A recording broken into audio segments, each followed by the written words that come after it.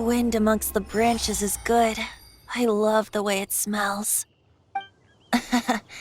I said the exact same thing last time. Why do I only say these things when I'm down on my luck? So you noticed.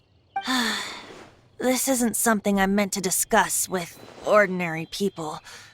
But I suppose I can let you in on the secret. As you know, visions are external magical foci that only a small minority of people possess. They use these visions to channel elemental power. In truth, every wielder of a vision is one who can attain godhood and ascend to Celestia. We call such people allogenes. Allogenes? Paimon's never heard of them before. That's because this is a secret that only Archons are privy to. We don't need primitive tools like visions. Instead, each Archon has an internal magical focus that resonates directly with Celestia itself, known as a gnosis. It's just a glowing glass ball I carry around to avoid suspicion. So who was that nasty woman who sent Paimon flying and stole your gnosis? Her name is Signora, number 8 of the Harbingers. She and the rest of the Harbingers have been given godlike executive authority by the Tsaritsa of Snezhnaya, and with it, strength surpassing that of other mortals. The Tsaritsa of Snezhnaya? Isn't that... Indeed. She is one of the 7. The Tsaritsa who reigns from her winter palace, and the one person that the Fatui Harbingers all answer to. The 7 don't always get along well, but still. I never thought that she would plot to steal another Archon's gnosis. How should I put this? 500 years ago, I knew her well. But I can't say the same is true now. You see, a certain catastrophe after that, she cut off all ties with me. But we can save discussion of the Cryo-Archon and the Fatui for another day. If you seek the rest of the 7, many difficulties lie ahead of you still. You should head for Mondstadt's neighboring nation of Liyue. The Geo-Archon who reigns there, unlike me, administrates his entire region personally. He only descends once every year to give his divine predictions, which set the direction for Liyue for the rest of that year. Even so, it sounds like he works much harder than a certain someone, In any case, this year's Rite of Descension is soon to begin. If you miss it, you'll just have to wait another year. What? Oh, why didn't you tell us before? Well, then bye! We're going! One moment, Windborn Outlander. Yep.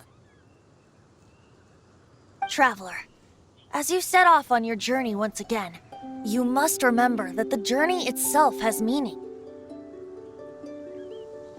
The birds of Tevat, the songs in the cities, the Tsaritsa, her Fatui and the monsters, they are all part of your journey. The destination is not everything, so before you reach the end, keep your eyes open. Use the chance to take in the world around you. Great. So, that's that for the Animo Archon's admonishments. Back to Venti time. If you want to chat, now's the time. A bard stays not always in a single climb. That Fatui lady didn't hang around, did she? She just grabbed your gnosis and left? She wanted to avoid any eyewitnesses from the Knights of Favonius. The slightest slip-up here would have destroyed the Fatui's diplomatic relations with the Knights. So they're just gonna keep acting like Mondstadt's allies as if nothing happened? If only the 7 nations had banded together against the Abyss Order in the first place. The Fatui possess the strongest military among the 7 nations, yet they've used it to steal the Holy Lyre, covet the power of gods, and use Dvalin as a bargaining chip against the Knights. Speaking of the lyre, didn't Diluc say something like this before? He said that the Fatui could only run amok across the 7 nations and threaten the knights because of the Harbingers. Yes. As I said earlier, the Cryo-Archon has given them authority and strength beyond that of other mortals. The Tsaritsa... I haven't seen her in 500 years. What is she thinking? What's her plan? Whatever the answer is, I have a feeling it's only going to make your search for the 7 all the more difficult. If you want to chat, now's the time. A bard stays not always in a single climb. As I said before, vision wielders are known as allogenes and may ascend to Celestia. A gnosis is a higher-order nexus of elemental manipulation and is emblematic of an Archon's status as one of the 7. But as for which of the 7 took your brother, I'm sorry, I don't know. Wait, as one of the 7, I'm not clear of suspicion yet either, am I?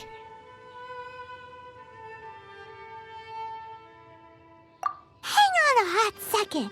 Tone Deaf Bard is just one of Barbados' many incarnations. Who's to say that... We're a great team indeed. Say, once you find your brother, how would you like to become one of the new 4 winds?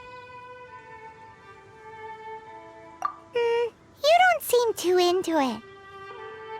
Hey, Tone Deaf Bard!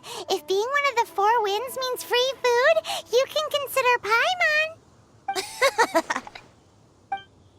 If you want to chat, now's the time. A bard stays not always in a single climb.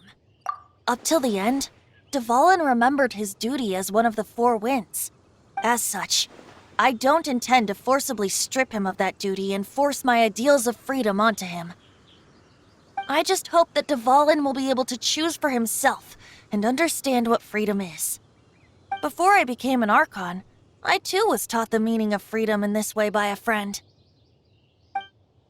If you want to chat, now's the time. A bard stays not always in a single climb. Kaya shared some new intelligence, you say? I see. So, the Abyss Order has a prince who orchestrated the plan to corrupt Dvalin? They were probably trying to turn Dvalin into a weapon of war for the Abyss.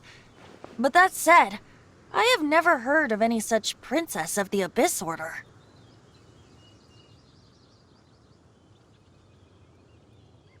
I think so too. Apparently. But how does a prince come out of nowhere and take command over the entire Abyss Order?